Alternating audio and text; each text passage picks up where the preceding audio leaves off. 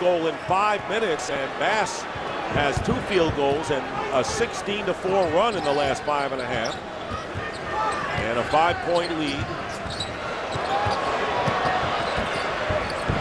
Rand is open, and it doesn't drop for him. That's what you want. You just went in and out. You work on that shot all the time. Good open shot, good look, terrible miss. Dueling now to Allen. Allen driving the baseline. And fouled. Very savvy, heady player is Ray Allen.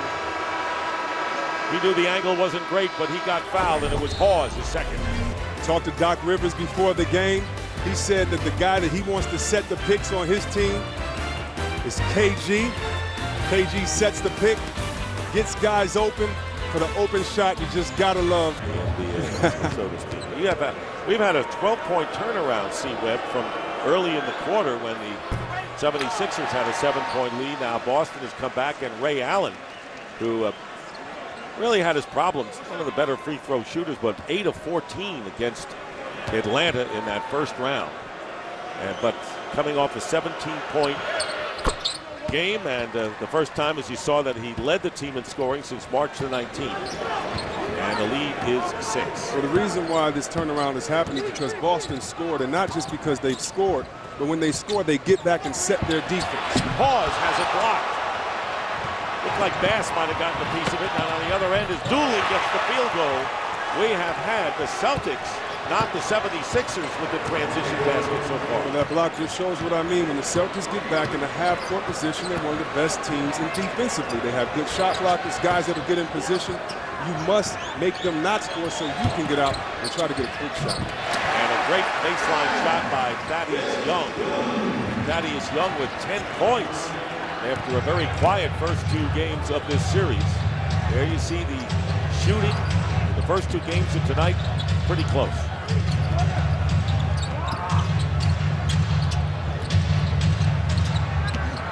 Good pass from Garnett to Bass. Garnett said, "I'll take it," and he does. He gets the assist and the shot. He should. And he's getting hit on the arm. He's making sure the ref knows. But Kevin Garnett, when you start off and give energy, good things happen. Garnett 6 of 7 from the field and 13 points. Sixers really struggling shooting-wise this quarter. And an 8-point lead is the biggest of the game for Boston. Drew Holiday tried to reverse stuff, and it backfired on him. Pierce foul. So Paul Pierce looks like playing with a lot of incentive tonight. The foul is on Thaddeus Young. Well, right here, just fortunate. The ball goes between the legs of Bass. KG's the recipient of that, but he's been active in the paint, very active. And when you're active, good things happen. That's why coaches preach, be as aggressive as possible. Right now, let's send it to our studios and Ernie Johnson.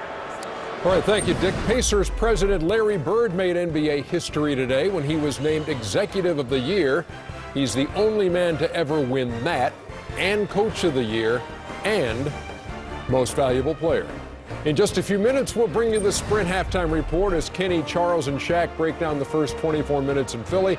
Later tonight here on TNT, Game 2 between the Lakers and Thunder, called by Kevin Harlan, Reggie Miller, and Craig Sager. And, of course, in a few moments, we'll have the results of last night's Shirt Off. I know you're waiting breathlessly. Dick. Can I get a preview, Ernie? I won't tell anyone. Paul Pierce missed 2 free throws and then missed the shot. And then Lou Williams misses a 3, and then Hawes gets the basket, and it's fouled. That's exactly what you want Hawes to do. Stay around the basket, not try to do too much with passes or shots. Keep it simple. Rebound, go up, know yourself, know your skill level, and you'll always be successful when you stay in your lane.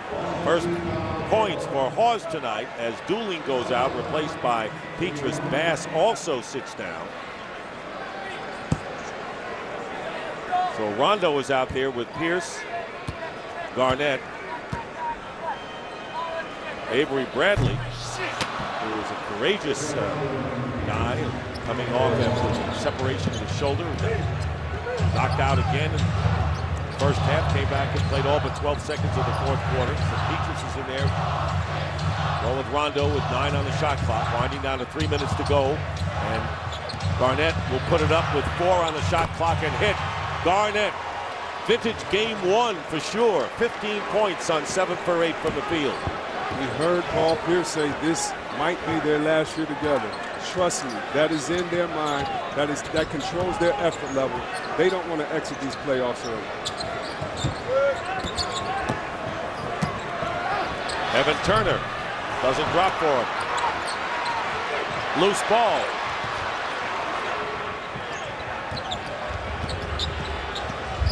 Celtics trying to establish a double-digit lead. And the pass deflected last. To a slow start as he has in other games. 15 points to lead everybody and 8 rebounds. And this one will drop. Field goal by Garnett now with 17 points. And the largest lead for the Celtics, first time double digits. And 13 of his 17 coming here in this quarter.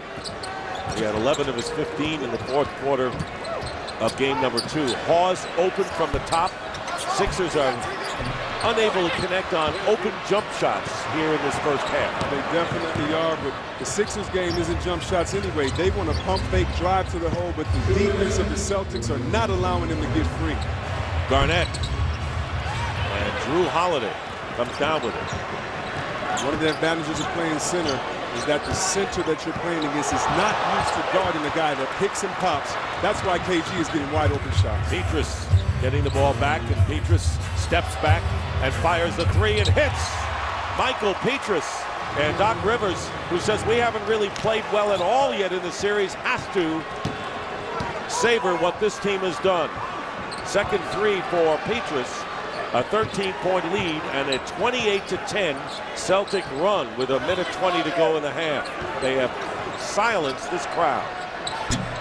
Thaddeus Young comes up empty from the outside. And that's not what you want to post up by Hawes on KG, trying to draw a double team, getting it to another big man for a jump shot. And there's another jump shot short this time for Garnett. So he's missed his last 2, but still 8 for 11 from the field. Under a minute remaining. Foul, and the basket will count for Lou Williams. It's no surprise that when these 76ers take a dribble and go toward the basket, something good's happened. Lou Williams, one of the quickest players with the ball, the leading scorer on his team, very savvy with the ball. Good job by making sure the shoulder contact going up as soon as he heard the whistle, not passing it, but shooting it so he can get the and one. Avery Bradley with the foul, so we saw Lou Williams with a 3 to conclude the first quarter from beyond the arc, and he makes it the conventional way here. And it's 56-46. Final minute of this first half. Dick Stockton along with Chris Webber and David Aldridge. It's game 3 of the best of 7 playoff. The Sixers beat the Celtics in Boston in game 2 to draw even. So this is an important game for the Celtics to try to regain home court advantage, and they turn it over. Rondo very upset about that turnover. He's saying, let's close this quarter strong, and that's the difference between teams with experience. You know, first 5 minutes of each quarter, second 5 minutes, last 5 minutes of each quarter, you must close strong. You can't close strong by giving turnovers on the play that could have gone for an end. Looking for the 2 for 1. Iguodala hitting the 3. Andre Iguodala, he has 2 threes.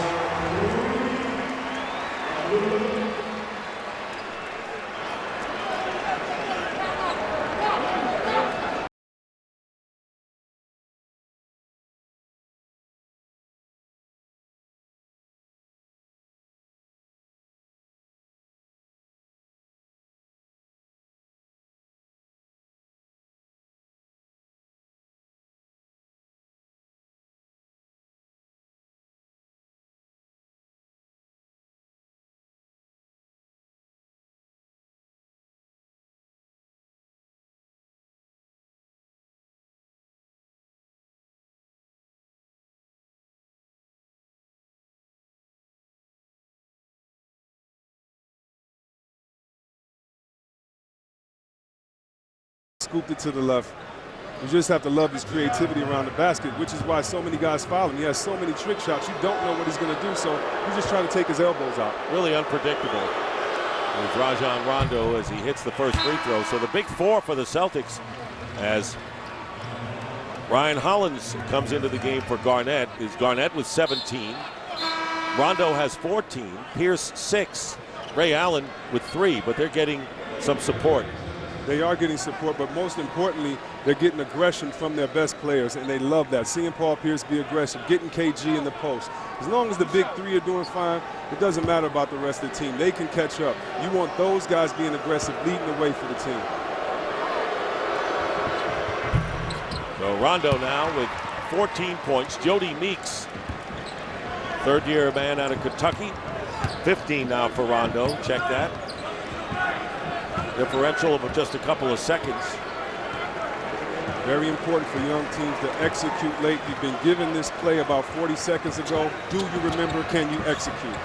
And a layup is missed by Lou Williams. And here comes Rondo going strong to the basket. Reverse layup is good.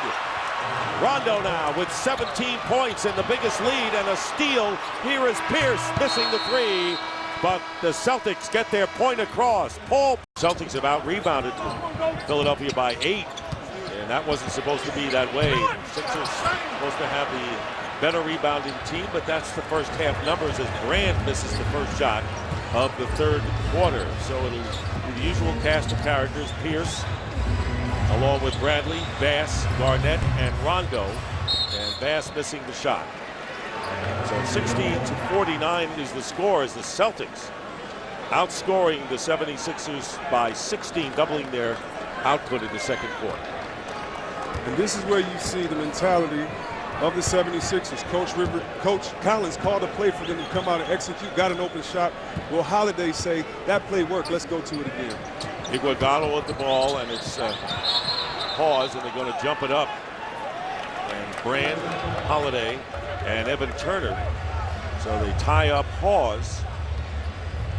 When you have a guy like Rondo, if he sees that a play works, he'll go to it twice, 3 times. He'll forget about it on purpose for 10 plays and hit you with it again. That's the poise that these Sixers need to play with. Know what plays get them open for the easier shots. Who should Rondo tap this to?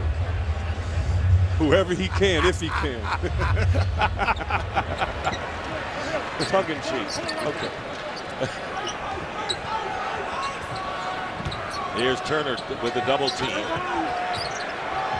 Holiday with the shot, and he had to put it up there at the shot clock buzzer, but Elton Brand getting the offensive rebound, and he draws the foul. So that was a good rebound by Brand.